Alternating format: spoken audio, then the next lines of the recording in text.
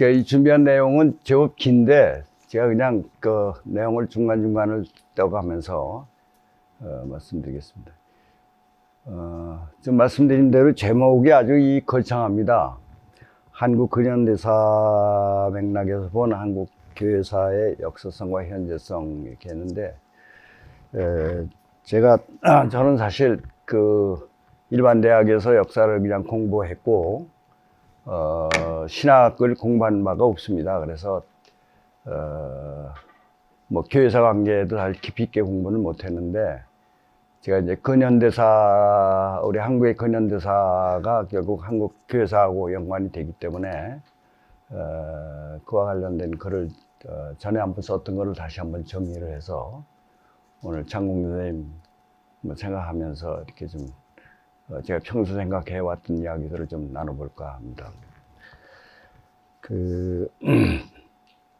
첫 페이지의 그 마지막에 오늘 장공 김재준 목사님 기념사업회 주관해서 이 특강을 하게 됐는데, 제가 오늘 말씀드리려고 하는 그 요지는 다 아시는 대로 우리 한국의 근대사의 출발이 결국 한국 교회사의 출발인데, 우리 근대사는, 근현대사는 우리가 일반적으로 뭐 물론 학자마다 보는 시각이 조금씩 다릅니다만은 대체로 그 역사상을 함께 해온 소위 역사적 동시성이라고 하는데, 해온 일반사의 경우에는 결국은 이제 개항 이후에 결국 개항이 타율적으로 진행됨으로 인해서 결국 일제 식민지로 전락하게 되었고, 그 일제 식민지를 결국 사실 1910년이라지만 사실은 1905년 11월에 을사늑약으로 이제 사실상 외교권이 박탈됨으로 인해서 우리나라의 국권이나 주권이 다 일본에게 넘어갔는데, 그렇게 따지면 한 40년. 그래서 그 시대를 한마디로 말하면 그 근대화라는 것은 결국은 이제 근대 사회에서 진입이 돼야 되는데, 우리는 결국 일제 식민지로 갔기 때문에 결국 좌절의 시대가 아니었느냐. 그 다음에 이제 결국 일제 시대 40년을 보냈으니까 결국 식민지 시대. 그 다음에 이제 45년에 해방은 됐다고 하지만은 해방 이후 오늘까지는 이제 분단 시대. 이렇게 이제 세 시기로 일반적으로 이렇게 나눕니다. 그래서 우리 근현대사의 성격을 이제 보면, 전기의 성격을 보면은 그 두 번째 페이지로 넘어가서 결국 세 단계로 진행되었는데, 결국은 이제 첫 단계는 개학에서 일제 식민지로, 그래서 시기적으로는 이제 1876년 2월에 이른바 병자수호조약이 체결되었는데, 그 이후에 결국 10년 8월에 일본의 식민지로 갔기 때문에 결국 근대화가 실패했기 때문에 이거는 이제 좌절의 시대다, 이렇게 얘기를 합니다. 그런 얘기를 이제 앞에다 쭉 얘기를 했습니다. 그러니까 우리도 사실 개항 이후에 근대 국민국가를 만들려고 하는 노력들이 있었습니다. 이제 잘 아는 이 1882년에 갑신정변으로부터 시작을 해가지고 84년에 그렇지만 이것이 좌절된 이후에 결국은 그 밖에 이제 1890년대 들어와서 독립협회를 중심으로 해서 사회개혁운동이 많이 전개되었지만은 결국은 이제 일본의 식민지로 가게 되지 않습니까? 그에 비해서 이제 일본은 우리보다 조금 1868년이니까 우리보다 한 6, 7년 먼저 개항이 되는데, 일본은 이제 문명 개화와 부국 강명이라고 하는 두 개의 그 캐치프레이즈를 걸고 결국 이제 성공적으로 비교적 성공적으로 진행된 데 반해서 우리는 결국은 이제 우리도 이제 갑오개혁 때 보면은 편민이국이라는 말을 썼습니다. 그러니까 우리가 이제 근대화가 되면은 결국 그런 나라는 뭐 어떤 나라를 지향하느냐, 백성을 편하게 하면서 나라를 이롭게 하는 그런 이제 근대 국민국가를 이루려고 했는데, 실제로는 이제 일본의 식민지로 전락하게 되었습니다. 그래서 10년 8월부터 40년 8월까지 만 40여 년 동안을 일제 순환기를 걷게 됩니다. 그래서 일제 순환기는 그것도 한 세 단계를 이렇게 좀 나눠볼 수 있는데, 제 1기는 이제 그 무단 통치기, 이제 병영국가 게리슨 스테이트라는 말을 쓰는데 병영국가 시대였고, 제 2기는 이제 1919년 3.1운동 이후에 30년대까지를 우리가 보통 이제 이른바 문화정치기라고 하는데, 사실은 이건 말은 문화정치기지만은 앞서 있었던 그런 무단통치기보다도 더 교활한 그런 이제 그 민족 분열 정책으로 했다고 볼 수 있습니다. 그렇게 민족 분열 정책을 썼다가, 그러니까 이제 그건 3.1운동 이후에 이제 한민족을 이렇게 무단적인 통치 방법으로만 해서는 안 되겠구나. 이래서 이제 민족 내부를 분열시키는 그런 정책으로 갔죠. 그러면서 이제 친일파를 양성하게 되는데, 그 앞서서 무단 통치기를 이제 상징적으로 말해주는 한 예를 하나 들어보면은, 이 당시에 그 문화 통치기에 우리나라에 왔던 이제 그 헌병 경찰 사령관이자 그 무단 통치를 이제 실제로 획책하고 진행했던 사람이 그 아카시 모노지로라는 사람인데, 이 양반이 이제 우리나라 통치를 잘했다고 그래가지고 나중에 이제 대만 총독으로 갑니다. 그래서 대만 총독으로 가서 거기서 자기 자서전을 내는데, 그 자서전에 보면은 내가 조선에서 식민 통치를 성공적으로 갈 수 있었던 것은 그 페이지로 보면은 그 3쪽의 중간쯤에 그 아카시 모노지로라는 이름이 나오죠. 양반이 이제 이런 말을 했습니다. 이 바둑판에 바둑알 깔아놓듯 가을 하늘에 무수히 떠 있는 별들 모양, 주요 요지마다 이제 길목마다 경찰서와 헌병 주재소를 설치했다. 이래서 이제 그거를 본인이 어떻게 썼냐면은 기포성산이라는 말을 썼습니다. 기포성산. 그게 무슨 말이냐면 이제 이게 바둑기자인데, 그 바둑판에 바둑알 깔아놓듯 가을 하늘에 무수히 떠 있는 별들 모양, 조선 만도 요소요소에다가 헌병대와 헌병주재와 경찰서를 둠으로 인해 가지고 꼼짝 못하게 했다. 이래서 이제 이 기포성산이라는, 제가 이 대학원 때 이 책을 보면서 아주 그 소름을 끼쳤던 그런 기억이 나는데, 그러니까 한반도 전체를 말하자면 그 병영국가식기로 이제 그렇게 해서 성공적으로 했다. 그런데 이제 3.1운동이 일어나지 않습니까? 이렇게 되니까 조선 민족은 그렇게 총칼과 같은 무력적인 방법으로만은 도저히 통치할 수 없는 그런 그 민족이구나. 이걸 이제 느끼면서 3.1운동 이후에 그들은 이제 겉으로는 문화정치란 말을 썼지만은 실제 그 문화정치의 실체는 민족 분열 정책으로서 우리 조선인들을 이제 지주와 소작인들 관계를 이제 갈라놓고, 또 이제 일부 우리 조선인들을 이제 그 관리로 등용시키고 뭐 이렇게 하면서 민족 분열 정책을 썼던 것이 이제 이른바 문화정치다, 이렇게 얘기를 할 수 있습니다. 그랬다가 이제 그 4쪽에 보면은 그 제3기는 31년 만주사변, 소위 만주 침략이 있었던 31년부터 해방되던 45년까지를 우리가 이제 파시즘 체제라고 하는데, 일종의 이제 그 31년의 만주사변, 37년의 중일전쟁, 그리고 이제 41년에 이른바 이제 그들 말로는 대동아전쟁, 태평양 전쟁을 일으켜가지고 이제 우리 조선 반도를 완전히 그 병참 기지화 이렇게 했죠. 그렇게 하면서 소위 국가총동원법이라는 걸 38년에 만들어 가지고 소위 이제 그 애국반이라는 거를 하여튼 전국에다 36만 개나 만들어 놓고, 이렇게 하면서 이제 아주 그 철저하게 무단 통치를 했습니다. 그런 속에서 이제 잘 아시는 대로 이 신사참배가 강요되고, 그래서 결국 38년 9월에 27회 장로회 총회에서 신사참배는 이거는 종교의 행위가 아니라 이제 국가의식이다, 이렇게 해가지고 결국 이제 우리가 신사참배를 받아들이게 되는 그런 상황이었습니다.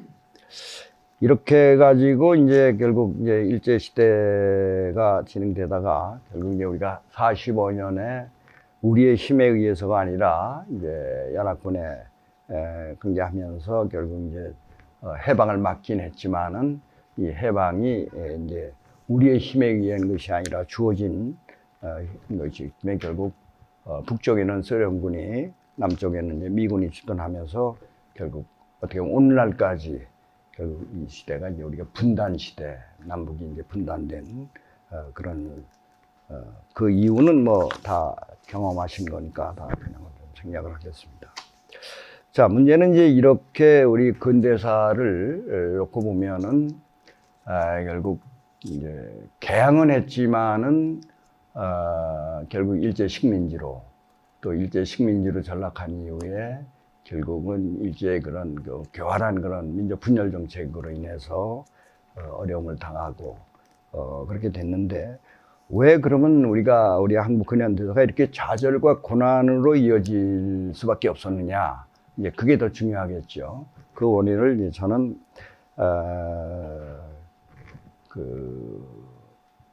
우리 근대사의 진행이 이게 이제 타율적으로 진행되었다, 이제 그런 얘기를 좀 하고 싶습니다. 그 6쪽에 보면은 이제 제가 이제 꼬디구로 쳐놓은 부분을 보겠습니다. 말하자면 민족사는 실패 역사였는데 그 민족사와 함께한 교회사는 성공의 역사였다고 우리가 얘기를 합니다. 이 점은 향후 민족사와 교회사의 역사적 관계를 규명하는 데 있어서 풀어야 할 매우 중요한 문제점이라고 생각합니다. 우선 어느 쪽의 평가가 보다 역사적 진실에 가까운 것인가 하는 문제를 제기할 수밖에 없는 것인데요. 다시 말해서 이 같은 상반된 평가 중 어느 한쪽이 사실을 잘못 이해하고 있는 것이 아니냐는 문제 제기가 가능하지 않을까 생각합니다.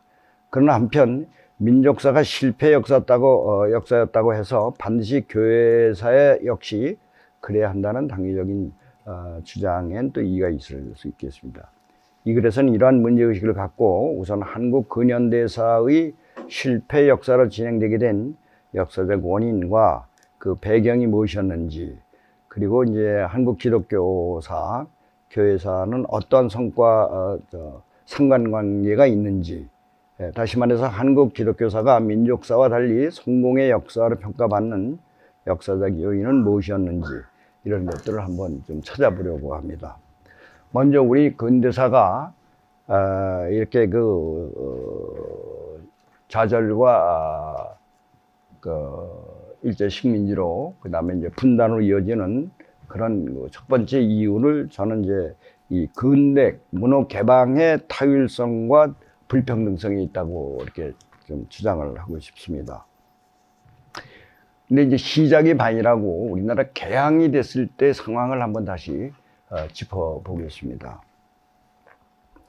잘 아신 대로 이제 우리나라와 그 근대 조약, 그러니까 우리가 중국과의 관계는 뭐 역사적 오래됐지만은 사실 문서상으로 조약을 맺은 것은 1876년 2월에 맺은 일본과 맺은 조일수호 통상조규라고 하는 것이 이제 그 첫 번째 조약이었는데요. 이 조약은 원래 여러분들 보통 강화도에서 시작됐다고 그래서 이제 강화도 조약이라고 하는데, 이 조약문을 분석해 보면은 이게 원래는 13개 조항을 일본 측에서 준비해 가지고 왔습니다. 근데 이제 첫 조항이 조선은 자주지방국이며 일본과 동등한 권리를 갖는다. 여러분들 듣기에도 뭐 이상이 없겠죠. 조선과 일본은 동등하다. 그리고 이제 자주지방, 자주 독립국가다. 이런 걸 인정을 했어요. 그래서 그냥 통과하고 이렇게 했는데, 나중에 문제가 된 것은 이제 이 관세 조항이었습니다. 아시는 대로 국가와 국가 간의 근대적 조약을 맺을 때 가장 중요한 건 이제 통상의 그 조건인데, 거기 제일 중요한 것이 이제 관세 조항이었습니다. 그러니까 이제 통상이 시작되면은 성애국에 이제 물자가 마구 들어오는데 이거에 대해서 세금을 이제 몇 프로를 매길 것이냐 이런 문제가 이제 가장 실제로 제일 중요한 문제인데 이 문제를 가지고 일본 측에서는 그 당시 그 모리야마 시게루라고 하는 사람이 이제 이 안을 일본에서 가져올 때 만들어 올 때는 조선 측에서 일활 그러니까 10%죠. 관세 10% 이상을 요구하면 어떻게든 요거를 10% 밑으로 해라. 이런 이제 그 히든 카드를 가지고 왔는데 조선에서는 이제 얘기를 안 하는 거예요. 이거에 대해서. 그래서 결국은 그 실무자가 그러면 이제 이걸 관세 조항을 어떻게 할 거냐. 그렇게 이제 우리 측한테 물어봤더니 우리 측 대표로 나갔던 그 신원과 윤자승이라는 사람이 관세라는 게 뭐냐 이렇게 물었다는 거예요. 관세라는 게 이런 거다 이렇게 질문했더니 그 설명을 했더니 우리 측 대표가 우리는 그런데 관심이 없다. 너희가 하도 이 조약을 맺자고 하니까 통상을 맺자고 하니까 맺을 뿐이지 우리는 조약문에 두 가지가 들어가는 걸 반대한다. 첫째는 아편 얘기가 나오면 그건 안 된다. 두 번째는 야속의 문제가 나오면 안 된다. 요거의 조건이다. 근데 이제 이렇게 또 우리 측에서 얘기를 할 수 있었던 것은 바로 이에 앞서서 1841년부터죠. 이때 이제 중국과 서양과 조약을 맺을 때 소위 아편 전쟁이 터지지 않았습니까? 그러니까 우리는 중국이라는 대국으로 알고 참 형님의 나라로 큰 나라로 알았는데 그 큰 나라가 결국은 서양의 그 아편이 들어오고 기독교가 들어오더니 결국 그 나라가 중국이 망하더라. 이랬기 때문에 당시 대원군 집권하에서는 절대로 이 개항은 해서는 안 된다. 그래서 여러분들이 아시는 이제 척합의도 그래서 만들었던 거죠. 그랬는데 이제 조약을 맺게 되니까 그러나 우리는 하여튼 야소교, 이 기독교 얘기가 나오면 이건 무조건 안 된다. 그 다음에 아편 얘기가 나오면 안 돼. 이렇게 이제 생각을 하고 그 두 조건만 가지고 나갔어요. 나갔는데 이제 일본 측에서는 그 얘기는 하나도 안 들어갔고 그래서 그냥 통과됐죠. 그러다가 이제 이 관세 조항 얘기가 나오니까 관세가 뭐냐. 그래, 관세는 이런 거다 그랬더니 그런 거라면 큰 문제 없다. 이제 우리 그랬다는 거죠. 뭐 다 여러 목사님들 아시는 대로 이제 세상이 크게 발전해서 지금 이제 FTA에서 무관세 시대가 되지 않았습니까? 그런데 그 당시에는 자국의 이 경제 이걸 이제 자국의 토산 산업을 육성하기 위해서는 외국 물품이 들어오면 거기에 이제 상당한 그 관세를 붙여야만 이제 우리 토착 자본을 유지할 수 있으니까 그렇게 해왔던 건데 우리는 이제 그에 대한 무지. 그래서 제 여지는 하여튼 우리가 무지했기 때문에 당했다. 그래서 사실 이 병제 수호조약 내용을 보면은 관세 조항이 빠졌습니다. 그래서 이제 그 이후에 그 당시는 일본도 사실은 아직은 자기네 자국에서 무슨 근대적인 이 성품을 만들어서 우리나라에 수출할 그런 형편은 못 됐어요. 그렇지만 하여튼 이제 서양 걸 받아가지고 이제 중간 무역을 시켰는데 우리는 이제 관세 조항이 없는 바람에 예를 들면 이제 서양에서 들어오는 뭐 양은 것, 뭐 이런 것들이 막 들어옵니다. 우리나라는 그 당시 다 토기로, 그러니까 이제 말하자면 뭡니까 그런 걸 쓰고 있던 시대였는데 이제 양은 그릇이 들어와가지고 뭐 그냥 한데 그런데 이제 세금을 붙였어야 되는데 우리가 세금을 하나도 못 붙인 거죠. 이래가지고는 이제 일본을 통한 경제적인 이제 그런 거에 이제 우리가 아주 불이익을 당하는데 그 뒤에 그걸 고치려고 하는데 이제 고쳐지지가 않습니다. 그래서 그건 이후 1882년 일본 미국과 맺는 이제 조미수요 조약 때 이때 처음으로 관세 조항이 들어가게 됩니다. 하여튼 그래서 요지는 사실 이때 기록을 보면은 고정관제로만 해도 이 픽스 테러프라고 하는데 이 고정관제로만 해도 이게 불평등 조약에 해당하는데 우리는 아예 그 관세 조항 자체가 빠졌다는 거죠. 예. 그러므로 인해 가지고 이제 우리가 일본의 경제적으로 이제 식민지로 이렇게 전락하게 되는 가장 큰 원인이 아니었느냐. 그러니까 말하자면 첫 단추를 잘못 잠금으로 인해서 나머지 단추가 이제 다 잘못 당기듯이 첫 출발이 참 중요한데 첫 출발이 이렇게 타율적으로 그리고 이제 불평등하게 진행됐다는 이 점이 바로 우리가 근대화가 늦어진 또 결국 일본의 식민지로 전락하게 되는 가장 큰 요인이었다. 이제 저는 그렇게 얘기를 하는 겁니다. 두 번째는 8페이지로 넘어가겠습니다. 개화운동과 민족운동의 비주체성과 몰역사성이라고 제가 제목을 달았는데 이건 무슨 소리냐면 우리도 개항 이후에 개화운동과 민족운동이 일어났죠. 근데 이제 개화운동은 아시는 대로 갑신정변 이제 먼저 좀 깨인 그런 실학으로부터 이어져 나오는 이제 개화파, 예를 들면 이제 김옥균, 박영효, 서강범, 홍영식 이런 사람들이 중심이 돼서 이게 이제 편민 이국한 그런 근대 국가를 만들기 위해서 이른바 소위 이제 갑신정변이라고 하는 오늘날 말하는 쿠데타죠. 그걸 일으키지 않았습니까? 그런데 결국은 이거는 결과적으로 일본을 끌어들여 가지고 중국을 견제하려고 하는 또 일본을 끌어서 상을 견제하려고 하는 이제 그런 입장이었죠. 근데 결국은 이건 3일 만에 이제 실패로 돌아갔고, 그 다음에 이제 위정 척사론자들, 전통적으로 내려왔던 우리 척사 위정론자들이 했는데, 이분들은 또 이 사대주의적인 성격을 전혀 버리지 못하고 있습니다.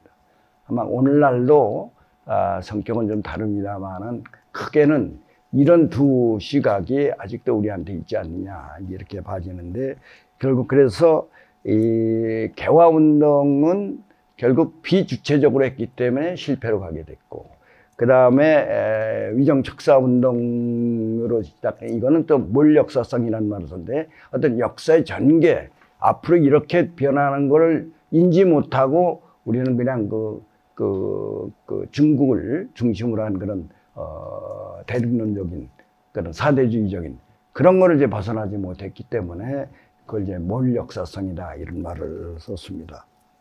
그래서 이제 그걸 이제 우리가 근황주의적이라기도 하고 뭐 그런 얘기가 한 요인이었다.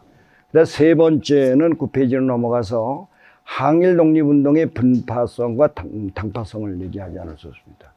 아시는 대로 우리 민족만큼 이렇게 항일 민족운동, 독립운동, 민족운동을 이렇게 치열하게 한 민족이 없습니다. 대개 뭐 여러분들 프랑스도 그렇지만 우리 같이 이렇게 40여 년 동안을 지역을 이렇게 옮겨 다니며 특히 우리 이제 한신대와 깊은 관련이 있는 그런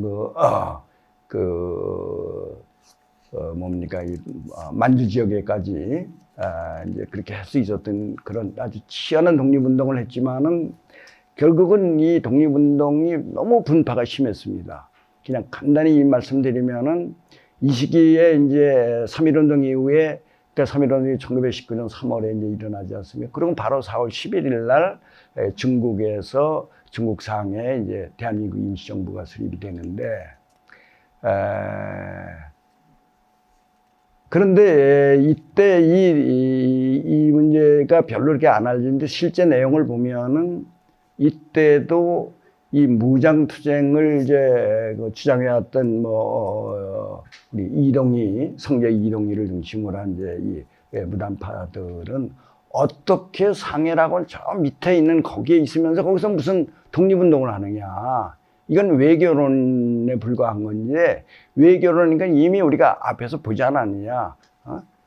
외교적으로 우리가 독립을 한다는 건 불가능하다. 그러니까 부족하더라도 우리는 항일 무장투쟁을 해야 된다. 이제 그런 파하고, 이거 외교론적인, 그리고 이제 도산 안창호 같은 사람 이제 실력 양성. 결국 우리가 이렇게 당한 거는 우리 실력이 부족해서 이렇게 당한 것이니, 실력을 키우자 하는. 이제 크게는 무장투쟁론자, 그 다음에 외교론자, 그 다음에 실력 양성론자. 이렇게 해서 이들이 대립을 하면서 이걸 하나로 묶어내지를 못했습니다. 그래서 사실 지금 그 상해 임시정부를 중심으로 해서 그걸 굉장히 높이 평가하지만 내부적으로 우리가 내재적으로 조금 반성적으로 보면은 실제 그동안 거의 40년 동안 투쟁을 나름대로 했지만은 사실은 계속 그냥 옮겨 다니기만 했지 특별히 그 성공적으로 이루지를 못했던 이제 그런 그 분파성과 또 이 독립운동을 한 사람들이 갖는 그 지역적인 분파 이게 뭐 굉장히 심했습니다. 이 기호학파 그다음에 이 또 관부학파 뭐 등등 여러 지역으로 나뉜 그 이 독립운동한 사람들이 또 개성이 강하지 않습니까? 그래서 이분들의 그 내부적인 분파성, 막 그걸 이제 당파성이라고도 얘기할 수 있는데 이런 것들이 결국은 우리가 근대화를 성공시키지 못한 그런 요인이 아니겠냐 그런 얘기를 좀 길게 이렇게 썼습니다. 근데 여기서 그 3.1운동에 대한 얘기를 조금 더 부연하고 가겠습니다. 우리가 지금까지 3.1운동을 그 3.1운동이라고 불러왔는데 2019년 때 우리 박정화 목사님하고 같이 이렇게 일을 하기도 했습니다만은 이게 지나고 보니 이제 3.1운동은 이제 운동이라고 부르기는 좀 이거는 너무 밋밋하다. 이제는 3.1운동을 3.1혁명으로 부르자. 이제 이런 얘기가 많이 나왔습니다. 그 이유는 아시는 대로 우리는 지금 대한민국에서 태어나고 대한민국에서 살고 있기 때문에 대한민국이라는 국호가 갖는 이 역사성을 우리가 별로 그렇게 주목하지 않는데 사실 대한민국이라는 말은 이게 굉장한 의미가 있는 겁니다. 그러니까 그 이전의 시대는 어떤 시대였습니까? 대한제국의 시대였지 않습니까? 제국의 시대에서 민국의 시대로 간 거거든요. 그러니까 역사의 주체가 나라의 주권과 주체가 누구에게 있느냐? 이게 왕에게 있는 게 아니고 백성에게 있는 거다. 그게 민국이 됐단 말이에요. 민국. 그러니까 제국에서 민국으로 변했다고 하는 건 이건 혁명적인 것이다. 그리고 실제로 중국에서도 우리 3.1운동보다 좀 먼저 있었던 1911년에 있었던 신해년에 있었던 신해혁명이라고 하지 않습니까? 순원이 중심이 되자 했던. 거기도 이제 그 이전까지는 여러 왕조가 있었지만은 그 하운주 진안 수당 송원명청 이렇게 쭉 내려오던 봉건 왕조를 1911년에 마감하고 그리고 이제 중화 민국이 탄생하지 않았습니까? 민국이 탄생했다. 그래서 이걸 신의 혁명이라고 부른단 말이에요. 그럼 우리도 과거의 조선 왕조 시대를 마감시키고 이제 1919년 3월 1일에 그 3.1운동을 계기로 해가지고 바로 그 다음 달에 4월 11일 날 대한민국이 생겼다 이 말이에요. 그러니까 제국의 시대를 마감하고 민국의 시대를 갖다. 이거는 역사적으로 이거는 혁명적인 일 아니냐. 그렇다면 우리도 3.1운동, 우리가 운동이 얼마나 많습니까? 뭐 개화운동부터 시작해서 위령축사운동 등등 얼마나 운동들이 많습니까? 의병운동도. 근데 이거 그 많은 그런 운동 중에 원 오브 데밋과 같은 그런 그냥 무브먼트로 3.1운동이라고 부르는 것은 이건 우리 스스로 우리의 역사를 비하시킨 거 아니냐. 이제는 그런 점에서 3.1운동을 이제 3.1혁명으로 불러야 되지 않느냐. 이게 이제 이 3.1운동 100주년을 맞으면서 역사학계에서 많이 얘기를 했습니다. 그럼에도 불구하고 이제 정부에서 사실 이런 얘기를 제가 3.1운동 100주년 위원회 이제 역사 파트 위원장을 맡아서 그 얘기를 여러 번 강조했는데도 이게 이제 헌법에 3.1운동으로 돼 있고 그리고 그동안 쭉 이렇게 써온 그런 역사적 용어가 됐기 때문에 이걸 3.1혁명으로 바꾸면 또 그에 대한 또 반발이 너무 심하다. 근데 이것도 사실은 재헌의회 때 이미 나왔습니다. 재헌의회 때 대한 혁명으로 이건 하자. 그리고 사실 그 당시에 뭐 백범 김구를 비롯해서 이승만도 3.1혁명이라는 말을 많이 썼고 그다음 대한민국 그 임시정부에서도 대혁명 매년 3월 1일이면은 상해를 비롯한 그 임정이 있는 곳에서는 매년 3.1 그 혁명 그 기념식을 가졌는데 그때도 혁명이라는 말을 쭉 써왔어요. 그래서 재헌의회에서 그 재헌 국회에서 이제 그 용어 문제가 했을 때도 사실 3.1혁명이라는 말이 초안에는 그렇게 나 있었습니다. 그런데 이제 그 보수적인 한 의원이 저 뭐라고 하는 의원이 얘기한 걸 그냥 이승만이 그 당시 이제 그 의장이었는데 이 양반이 운동이 좋겠다. 뭐 이래가지고는 이제 헌법에 지금까지도 3.1 운동으로 돼 있기 때문에 그거를 이제 바꾸는 것을 좀 또 다른 문제를 야기시킨다 이래가지고 이제 그것이 실천은 못됐습니다만은 우리 같은 이제 역사학자 입장에서 볼 때는 이제는 3.1 운동은 3.1 혁명으로 부르는 것이 마땅하다. 이제 이렇게 그런 입장입니다. 자, 그 다음에 이제 그 10쪽에 시대 정신, 지도 이념의 그 혼재와 동봉 현상이라는 말을 제가 썼는데, 다 아신 대로 이제 어느 시대나 그 시대를 이끌어가는 그 시대 정신, 그 앱솔루트 가이스트라는 말을 쓰는데, 그게 있기 마련이지 않습니까? 우리 원시대는 샤머니즘이, 또 우리 삼국 시대에는 이제 불교가 고려 시대까지 왔고, 그다음 이제 조선 왕조가 성립돼서는 이제 성리학이 그 시대를 지도 이념으로 해왔고, 이제 이렇게 그 시대마다 시대 정신이 이렇게 바뀌게 돼 있는데, 우리는 이제 개항 이후에 이제 근대 사회로 들어오면 이게 이제 굉장히 혼란스러워집니다. 말하자면 그 시대마다 그 시대를 이끌어가는 시대 정신이 딱 살아 있어야 되는데, 이 개항 이후에는 이게 그냥 혼재돼 가지고 어느 것도 확실하게 우리나라의 지도 이념으로 자리를 못 잡고 막 그러했던 것이 또 하나의 우리의 근대사가 실패하게 된, 그러니까 정신적인 지주 이것만이라도 확실하게 우리 잡고 있었어야 되는데 그거를 이제 그냥 혼재돼 있는 그리고 이제 이건 동공이라는 말하자면 그 빈 공간이 이루어진 이런 것들이 또한 우리 근대사를 이제 딱 이렇게 생각합니다. 그래서 10쪽 마지막에 요컨대 개항 이후 한국 사회는 과거의 봉건적 이념의 틀과 구각을 벗어버리지 못하고, 그렇다고 새 시대를 담보할 만한 새로운 지도이념도 정립하지 못한 처지와 상황이었습니다. 한마디로 새스러운 세푸대에 담아야 했던 역사적 과제를 풀어나가지 못한 채 지도이념의 혼재와 시대정신의 동공상태에 머물러 있었던 것입니다. 바로 이 점을 우리는 또 하나의 한국 근대사가 타율적으로 왜곡된 주요 요인의 하나라고 지적하지 않을 수 없습니다. 자, 이에 반해서 이제 한국 기독교 민족운동의 그 운동사적 특징은 좀 어떨까? 그리고 이제 그 유산은 무엇인지에 대해서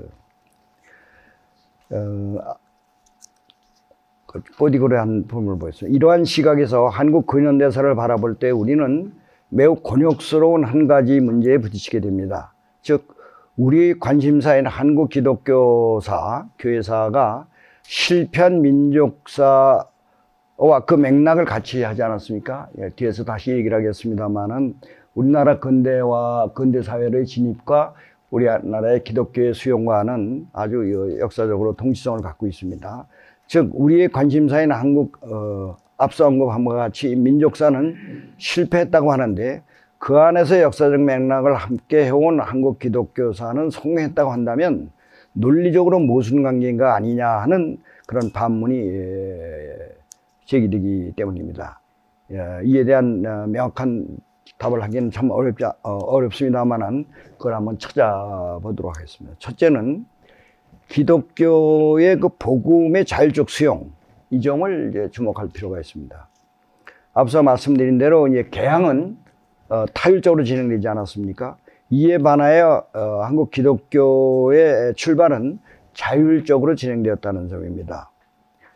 뭐 이 긴 얘기를 다 할 건 없지만은 한국의 개신교가 처음 들어온 곳은 1870년대 후반에 동북 지역 그래서 선교 활동을 하고 있던 이 스코틀랜드 계통의 스코틀랜드의 장로교 계통의 선교사인 존 루스라고 하는 분과 그의 처남이 이제 이 맥킨타이어 이 두 사람이 의주에서 이제 이 만주 특히 심양, 오늘날의 그 과거의 봉천, 오늘날 심양 거기서 이제 선교 활동을 했는데 이때의 그 의주 지방의 상인들이 그 이응찬, 백홍준, 서상윤제 이런 사람들이 장사를 하러 보따리 장사했죠. 일종의 하다가 이런 사람들을 만나가지고 이들이 이제 그 예수를 믿게 되는데 이들에게 이제 한문화된 성경을 한글로 성경을 좀 번역하는 이제 그런 작업을 이제 시작하게 됩니다. 그렇게 해서 그뿐만 아니라 이제 이들이 이제 예수를 믿겠다고 이제 고백을 하는데, 아시는 대로 이때 예수를 믿는다는 건 사실 목숨을 내놓는 거나 마찬가지였는데, 이들이 그 예수를 믿게 된 동기는 첫째는 이제 이런 겁니다. 아시는 대로 이 서북 사람, 이들이 대개 다 서북 사람들인데, 서북인들은 이때 지역 차별을 받았습니다. 그러니까 조선 왕조가 성립된 이후, 한양으로 천도한 이후에 이 서북 사람들은 돈도 있고 학식도 갖췄지만 서북 사람이란 이유로 과거 시험에 합격할 수가 없었습니다. 이때 연구된 걸 보면은 이 경상도 안동 지역 같은 데는 많은 사람들이 그 과거에 급제를 하는데, 서북인들은 그들보다도 아는 것도 많고 시험을 잘 봐도 서북인이라는 이유 하나만으로 이 중앙으로 관직을 나갈 수가 없었습니다. 그래서 이제 이 사람들이 주로 이제 장사를 하게 되는데, 이 1892년경으로 제가 기억합니다. 이때 그 독립신문이 이제 그때 배어더라고 하는 배위량이라는 사람이 이게 원래 부산 쪽에서 이제 선교 활동을 하던 분인데, 양반이 그러니까 이제 안식년을 받아가지고는 그 서북지방을 여행을 하게 되는데, 서북지방을 돌아보고는 이 양반이 내가 서북지방을 여행하면서 가장 놀란 것 중에 하나가, 서북지방에는 양반이라는 사람들이 없더라. 그런데 인디펜던트 미들 클래스가 있더라, 이런 말을 썼습니다. 말하자면 자립적 중산층은 있는데 양반이라는 말, 거기 그냥 양반이라고 나옵니다. Y-A-N, B-A-N, 양반이 없더라. 바로 이제 이런 사람들이 나중에 이제 예수를 믿게 되는 겁니다. 그러니까 새 하늘과 새 땅을 봤다고 할까요? 말하자면 성경을 이제 물론 일단 다 한문 성경이겠지만, 성경을 보면서 모든 사람은 하나님 앞에 죄인이고 우리는 피조물이다. 모든 사람은 하나님 앞에 평등하고 동등하다. 이런 것이 말하자면 신분제에 매여 있던, 봉건사에 매여 있던 이들에게 그야말로 새 하늘과 새 땅을 바라보게 되는, 그래서 내가 예수를 믿게 되었다라고 하는 그런 간증들이 많이 나옵니다. 이러한 그렇게 해서 말하자면 이제 한국의 기독교사가 이 세속사와 다른 것은, 세속사는 이렇게 타율적으로 개항이 된 거에 반해서 기독교는 자율적인 이런 스스로가 예수를 믿는 사람들이 생겨났을 뿐만 아니라, 그들에 의해서 국내에 외국 선교사가 들어오기 이전에 이미 한글 성경이 만들어졌다는 겁니다.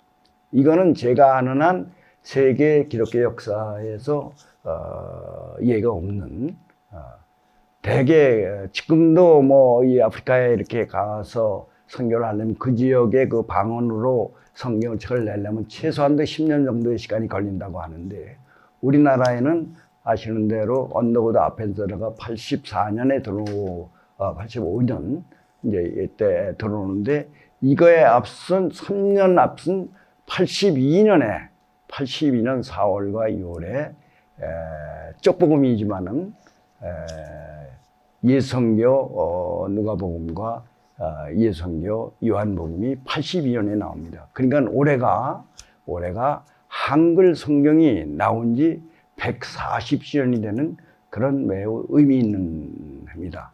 그러니까 뿐만 아니라 이제 미국과 수교를 맺은 것도 이제 올해가 140주년이 됐는데, 미국과 한미, 그 당시 조미수호 통상조약이 맺은 것이 1882년 6월인가요? 5월인가? 그런데 그거에 앞서서 한글 성경이 만들어졌다고 하는, 이것이 말하자면 세속사가 타율적으로 진행된 거에 비해서 한국의 기독교사는 자율적으로 주체적으로 이렇게 만들어졌다. 이것이 바로 한국 기독교가 이 짧은 시간에 이렇게 번성하게 된 가장 큰 요인 중에 하나가 아니겠느냐 이렇게 봅니다. 그 외에도 여기에 이제 이수정이 일본에서 또 하게 된 건데, 이것도 이수정이 이 양반의 신분이 아마 양반층이었다면 이렇게 못했을 겁니다. 근데 양반이 이제 중인 출신이었기 때문에 양반이 성경을 보는 순간에 굉장히 이제 굉장히 충격을 받았지만은 또 그야말로 어떤 새하늘을 보지 않았겠느냐. 그래서 예수를 믿게 되고, 그것이 미국 선교 잡지에 게재되고 이렇게 되면서 그 앞서 이제 우리가 미국과 수교를 맺게 됐고, 그래서 한국에 드디어 이제 82년 5월에 이제 한미수호도 공장조약이 맺어지고, 또 보빙사가 이제 또 갔다 오고 이렇게 하면서 한국에 이제 선교사들이 들어오게 된. 그래서 13쪽 꼬디그로 된, 다시 말해 외국 선교사가 입국하기 전에 복음의 씨앗을 뿌리고 열매를 맺은 터밭이 거의 완벽하게 조성되었던 것입니다. 시작이 반이라는 격언과 같이 한국 기독교의 복음 역사는 출발부터 자율적이며 주체적으로 시작되었으니, 이 점이 한국 기독교사의 최대 특징이자 타율적으로 진행되었던 한국 근대사와의 차별점이 아니겠느냐 이렇게 보는 것입니다. 그다음에 두 번째 또 기독교가 세속자와 다르게 진행된 또 한 이유는 역동적인 전도 활동과 성경 중심의 신앙, 이런 얘기를 우리가 합니다. 그거는 여러 목사님들 다 아시는 대로 한국의 기독교는 굉장히 역동적으로 진행되었죠. 그리고 이제 네비우스 방법, 이거 다 잘 아시는 거니까 넘어가겠습니다. 이게 자전, 자영, 자치 이런 방법으로 해가지고 됐고, 특히 이때 컬법처 이 매서인들 이거와 전도 부인 바이블 우먼이라고 나오는 이들의 전도 활동과 이 매서 활동, 성경을 판매하고, 성경은 그때 기록을 보면 절대 그냥 준 적이 없습니다.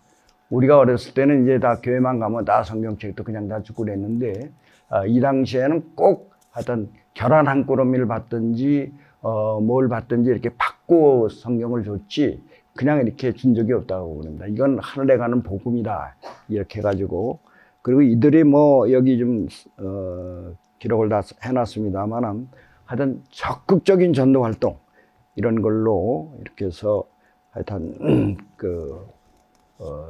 적극적인 전도 활동과 그런 신앙심 이런 것들이 결국 한국의 기독교를 이렇게 빠른 기간 안에 성장시키게 된 이유가 아니겠냐 이렇습니다. 그래서 세 번째 요인은 한국 기독교 성장이 정치 사회적인 요인도 이게 크게 작용했다고 봅니다. 처음에 기독교를 믿은 분들은 사실은 믿고 천당을 간다든지 이런 그런 것보다는 사실 현실적으로 안심, 인명, 굉장히 불안한 사회였으니까요. 그런 속에서 하여튼 예수를 믿으면은 내가 안심하고 도움이 되겠다. 이런 이기적인 논기에서 시작을 했습니다. 특히 이때 이제 카톨릭과의 또 갈등이 또 심했는데, 여기에는 그걸 미처 쓰지 않았습니다. 1902년, 3년에 해수교환이라고 하는 큰 사건이 있었습니다.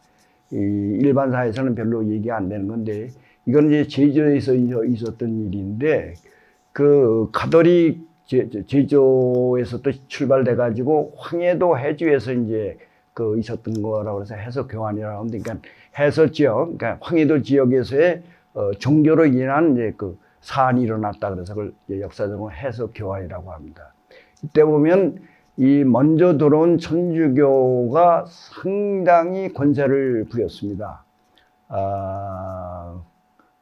그 집안 중에 이제 대표적으로 여러분들이 알만한 분이 이제 그 안중근 집안입니다. 안중근의 아버님 안태우는 원래 개화파였는데 이 양반이 이제 그 개화 운동을 하다 밀리게 됐을 때 이 양반을 보호해 준 것이 천주교였습니다.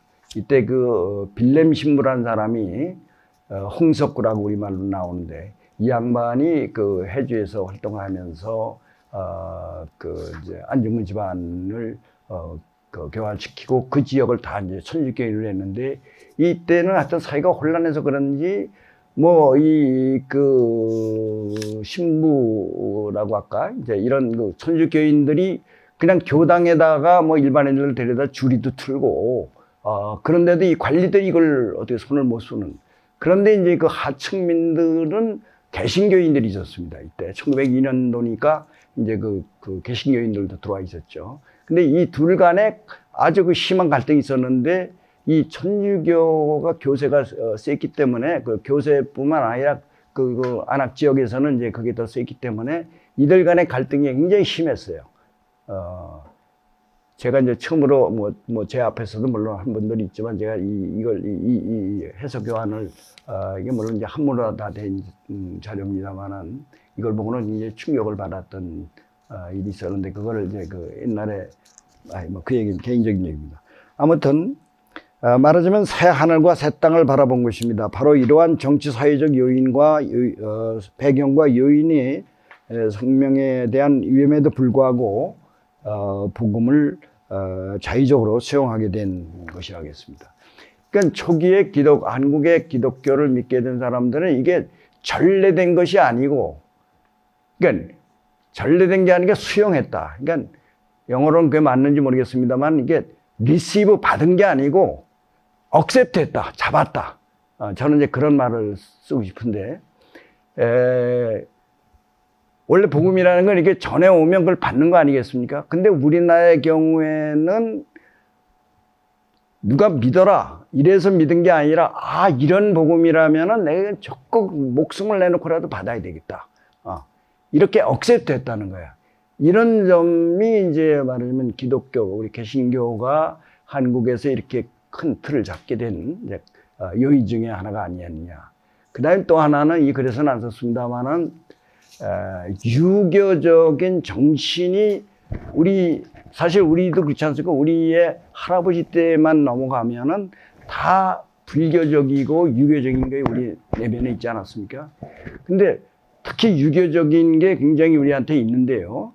그런데 그런 저는 장공 선생의 글을 몇 개 읽으면서도 이분이 기본적으로 예수를 이렇게 단단하게 믿고 그 복음에 이렇게 철저했던 것은 이 양반이 유학자였기 때문에 그게 가능하지 않았을까 이런 생각을 좀 해봤습니다. 근데 이제 오늘날은 그런 게 없기 때문에 옛날에 초기에 우리 앞에 선배 신학자들이나 선배 신앙인들에 비해서 오늘날 우리의 젊은이들의 신앙심이 좀 약하다고 할까? 이런 거는 유교적인 그런 정신학과 윤리 도덕 개념 이런 거에 기초해서 예수를 믿었기 때문에 굉장히 단단했던 거에 반해 오늘날은 그런 거 정신적인 그런 것이 없었던 것도 한 요인이 아니었는가 이렇게 생각합니다. 자, 여기에다가 이제 또 우리 기독교가 이렇게 빠른 기간 안에 확장될 수 있었던 것은 계속된 정변입니다. 전변과 전화죠. 아시는 대로 개항 이후에 갑신정변, 갑오농민전쟁, 청일전쟁, 러일전쟁, 뭐 계속해서 이게 10년 단위로 우리나라 안에서 전쟁이 일어났습니다.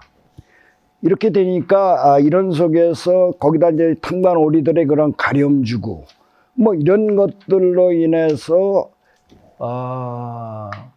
어딘가 안심인명의 그런 것을 찾고 싶었는데 여기에 이제 이것이 교회가 그런 역할을 했던 것이죠.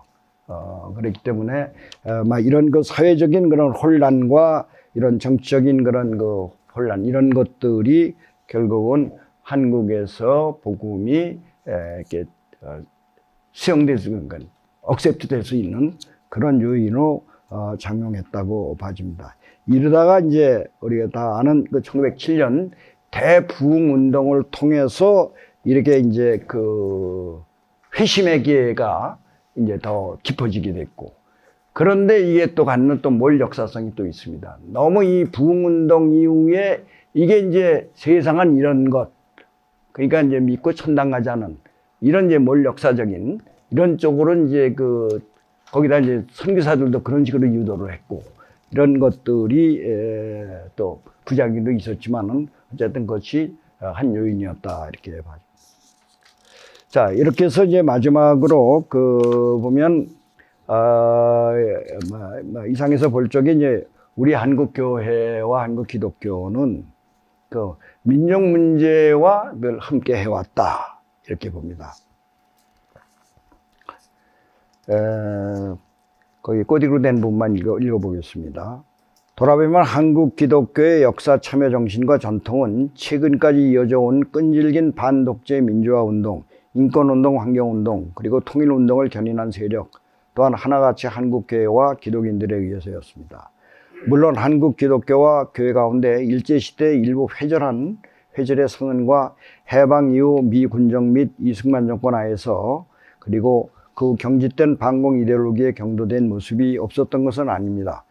그러나 이 점을 감안한다 하더라도 총체적으로 볼 때 한국 근현대사에 미친 기독교의 역할은 긍정적으로 봐도 큰 무리가 아닐 것입니다. 문제는 향후 한국 사회가 풀어가야 할 통일 문제에 대한 한국교회와 기독교인들이 어떤 태도와 자세를 취하느냐 하는 것이 과제를 하겠습니다. 그 뒤에 맺는 말을 제가 그냥 쭉 읽으면서 읽겠습니다. 이상에서 보듯 한국의 반만년의 긴 역사를 지닌 문화민족이었으나 타율적 개항으로 일본의 식민지로 전락한 이후 한국 근현대사는 좌절과 순환과 분단으로 이어지는 일그러진 역사를 경험해야 했습니다. 그러나 이와 역사적 동시성을 지닌 한국 기독교는 매우 긍정적인 역할을 했습니다. 긍정적인 역할을 할 수 있었던 첫 요인으로 정치적 개항이 타율적으로 진행된 점에 반해 한국 기독교의 수용은 자율적이며 주체적으로 진행되었다는 점입니다. 뿐만 아니라 역동적인 전도 활동과 성경 중심의 순종한 신앙, 그리고 개항 이후 계속되었던 정치 사회적 정변과 전화 속에서 피난처로서의 교회의 역할과 기독교의 복음의 역사화가 올곧게 추진되었던 역사성이 있음을 확인할 수 있습니다. 또한 한국 기독교가 동일한 식민지 지배 경험을 갖고 있는 여타 아시아 여러 나라와 달리 민족사적으로 크게 고난할 수 있었던 또 하나의 요인은 비기독교 국가인 일본의 식민지 하에서 민족운동을 추동하고 견인한 역사적 공헌이 있다고 하는 점도 확인합니다. 이러한 민족사적 참여의식은 해방 이후 한국 사회가 풀어야 했던 역사적 과제, 곧 산업화와 민주화 그리고 민족 분단을 극복하는 통일운동의 물꼬를 트는 단초의 역할로 이어져 왔습니다. 그러나 자금 한국 사회가 안고 있는 문제 또한 매우 심각한 것도 사실입니다. 기독교 문화권인 서구 사회가 수백여 년이 흐른 후에야 닥쳐왔던 교회의 세속화 현상이 1세기 만에 한국교회 안팎에서 나타나고 있습니다. 교회의 세습화를 비롯한 지나친 물신주의, 윤리성, 그리고 교회의 정치화, 권력화 및 세속화 현상으로 사회로부터 적지 않은 비난과 비판을 받고 있는 것이 현재 한국교회의 현실이라 하겠습니다. 한마디로 초기 한국 교회와 교인들이 말씀 중심의 순종한 믿음과 신앙심을 잃어가고 있는 것입니다. 특히 교회의 지도급 인사를 할 수 있는 대형 교회의 일부 교역자들의 세속화는 도를 넘은 지 오래되었습니다. 세상의 빛과 소금의 역할을 해왔던 초기 한국 교회와 신앙인들이 귀중한 영적 유산이 심각하게 훼손되고 있는 것이 오늘의 한국교회의 실상이라 해도 과언이 아닐 것입니다. 이러한 자기 반성적 현실 인식에서 한 발 더 나아가 통일 문제에 대한 기독인들의 보다 적극적인 사고와 관심이 요구됩니다. 향후 한국 사회가 지향해야 할 최대 민족사적 과제는 역시 통일 문제 그 이상이 없을 것입니다. 자금의 이주적 남부 체제를 넘어 민족 통일이 몰고 올 후유증이 충분히 검토되어야 하겠지만 이 문제는 우리 민족의 지상과업이라 하겠습니다. 과거 지나치게 반공 이데올로기에 경도되어 왔던 한국교회로서는 이를 쉽게 극복할 수 없는 어려움이 없지 않지만 통일 문제를 외면하고는 향후 한국교회의 민족사적 입지는 더욱 얇아질 것이 분명합니다.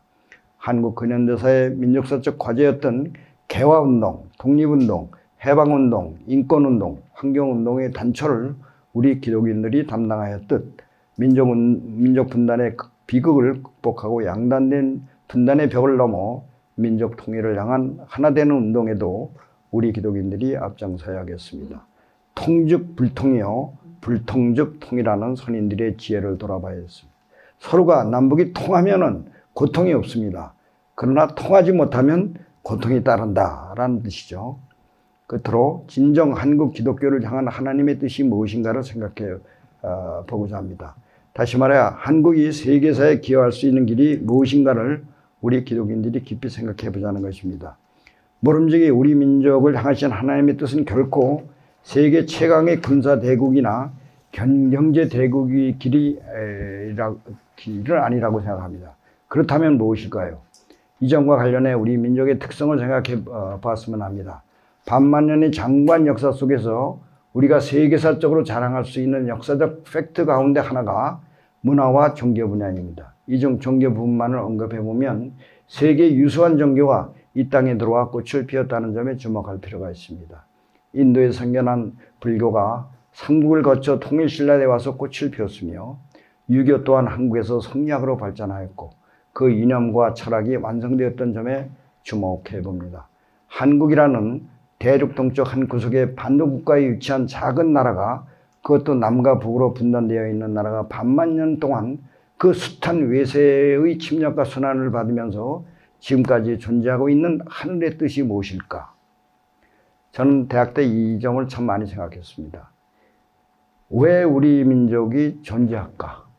왜 이 나라가 벌써 망했어야 됐을 텐데 어떻게 이렇게 존재할까? 그 뜻이 무엇일까? 이런 고민을 많이 했었습니다. 필자는 이 점을 한마디로 세계사의 문화대국, 종교대국으로서의 역할과 사명이 있기 때문이라고 생각합니다. 저는 이것이 지금 가시화되고 있다고 생각합니다. 한국이 세계사에 기여할 수 있는 뭔가 미션이 있을 텐데 그 미션이 결코 군사대국도 경제대국도 아니고 우리는 문화, 그리고 그것은 지금 여러 면에서 드러나고 있지 않습니까? 그 중에 하나가 또 종교 문제가 아닌가. 바로 이런 점에서 한국교회와 기독인들의 신앙과 역량이 올바르게 인식되어 바르게 결집되기를 간절히 소망합니다. 이상의 바로 역사인식이 바로 장공 김재준의 깊고 높고 넓은 역사의식이 아니었을까 감히 외쳐봅니다. 감사합니다.